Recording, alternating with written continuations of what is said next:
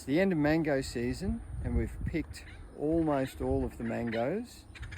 There's just a couple left on up there of N8s, but all the other mangoes are gone. I picked we only had one Maha Chinook off this tree, picked it this morning. So this is the best time to do any major pruning that you want, is as soon as you harvest your mangoes, you want to be bringing the tree back down to a manageable size. That's a really important part for us. We want to keep these trees. These trees have been in the ground for about 4 years, and we've been pruning every year. You can see it's probably a bit over 2.5 meters tall, this tree. So if I don't prune this, it's going to be another 1.5 meters, another 4 or 5 foot on top of what it is now. It's going to start making it difficult to look after your fruit when they come on, keeping the fruit bats away and the birds from pecking them, and if you need to cover the tree, which sometimes you need to do. So really important to bring your tree back. Don't let it go a season without bringing it back to a smaller size. I'm going to mostly use these secateurs, and just a little tip, a lot of you might know, but this is how I do it. Some people spray them. I use methylated spirits and a little bit of water, so about 60% metho and 40% water. That way it doesn't evaporate as quickly off your blade and you kill those diseases. So just come in close, we'll have a look at the structure. Pruning can be intimidating. So if you have a look at this tree, the first prune when it was small was done right here. And then we've let 2 branches go out from there. And then at this point, here and here, it's been pruned again. Then we've got 2 more branches coming out here. And from here, it's been pruned again. We've had a branch there, and I've put another graft on here.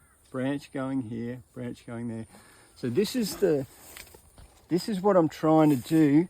Keep all of these branching sections reasonably close, within about 20 to at the most 40 centimeters from each other.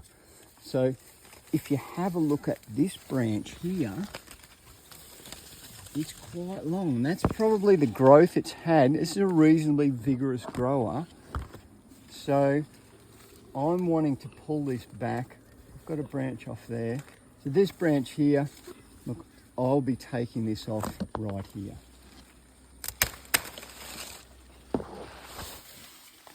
And I'm going to work my way around the tree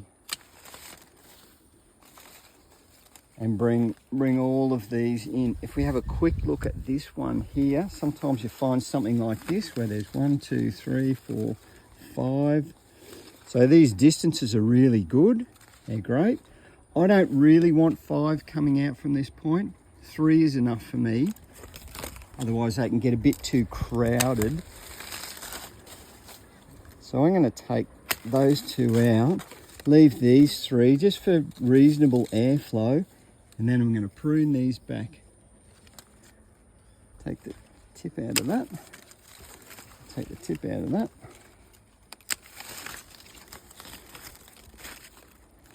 Some people like to prune at the collar. So on a, where's a nice one? Here we go. So we've had a growth spurt here, and then we have this collar section here where the leaves tend to cluster.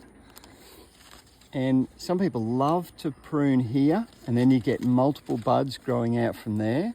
Some people like to prune just below that, and that way you end up getting staggered growth coming out from here.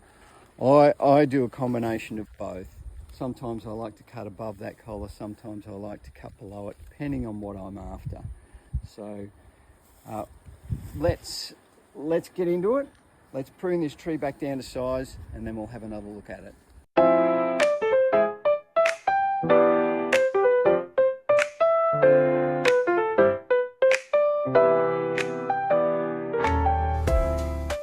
So here we go. Just pruned this, given this a really hard prune, this tree. It is predominantly two trees. One is Mahar Chinook, not a terribly vigorous grower, so that doesn't take much pruning to contain its size. This one, which is H4, is a much faster grower. So that's the challenge, one of the challenges of multiple grafting on fruit trees. If I had my time over again, I'd try and match the vigor of the growth, but I'm still optimistic that I can maintain this. So we've brought this down. This might get a touch more, but now it's down to about 2 meters here. So come next season, it'll probably be another couple of feet, 60, 70 centimeters bigger all around. Still a manageable size. And as you can see, the other ones that have been mostly pruned here in the orchard, they're all a similar size. So again, some more vigorous, some less vigorous, but yeah, essential to give them a good prune after your fruit's taken off.